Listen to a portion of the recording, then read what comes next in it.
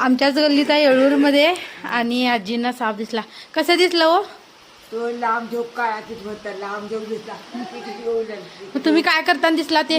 कापडे घरी करून पणगावर तू जवळ पिशवी, तो जवळ पिशवी पायात आला ना पाय तो दिसला मला. आपलं बाया ते काय करू म्हणतो, त्या घरात कोण नाही, पैसे नाही त्या घरात, यायला वाटत झालं का म्हणतो, 5 डबा पाया पडतो. मग तिकडे तोंड गेला. मग तो गेला पाया पडल्यावर तुम्ही गेला गेला आणि तिथं बसलाय काय? तिथे जवळ गेला.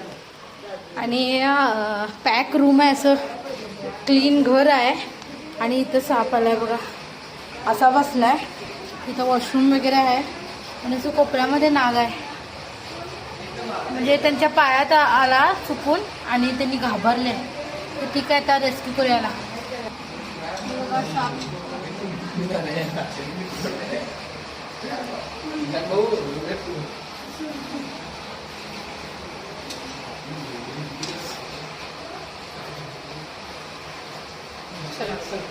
शांत आहे फार सर, पण नाग आहे. लयले का भियाली माझ्या घरात कोणाला का यायला वाटेल जा बाबा त्या म्हटलो. काय साप शांत आहे खरं, शांत आहे. शांत आहे. चल चल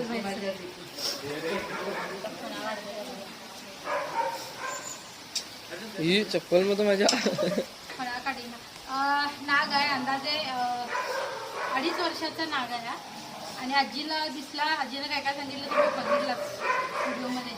तशा आता बघू शकता की तेवढं क्लीन घर होतं. RCC बंगला आहे आणि त्याच्यामध्ये साप असे येतात. आजूबाजूला शेतीचं वातावरण असल्यामुळे येळूर खेडेगाव आहे. उंदीर जास्त असले, उंदराच्या वासानं साप आपल्या घरामध्ये येतात. दिसली चांगली गोष्ट आहे. चुकून हातपाय पडला असता तर चावला असता. आणि स्वभावाने सुद्धा शांत साप आहे. म्हणजे माणसांमध्ये कसे स्वभाव असतात तसे सापामध्ये सुद्धा स्वभाव असतात. ठीक आहे, पॅक करायला. व्हिडिओ आवडला तर लाईक करा, शेअर करा, कमेंट करा.